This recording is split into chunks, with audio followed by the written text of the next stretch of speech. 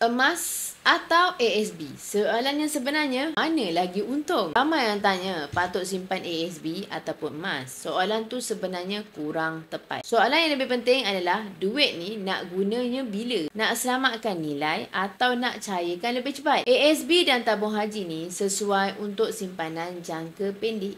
Dividen yang konsisten sekitar 4 hingga 5% setahun.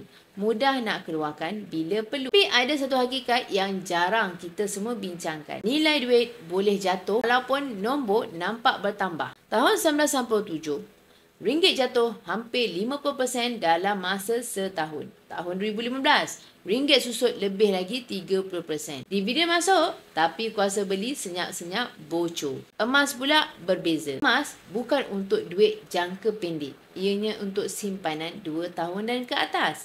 1400 tahun dulu, 1 dinar ni boleh beli seekor kambing. Dan hari ini, 1 dinar yang sama masih boleh beli seekor kambing. Kuasa belinya kekal.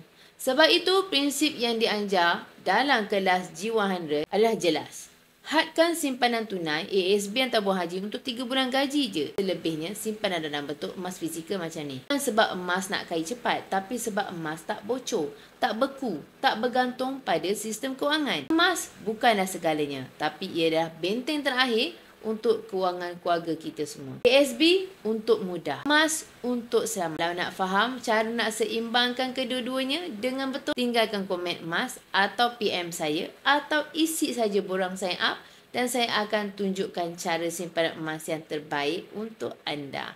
Emas, pasport kekayaan kita semua.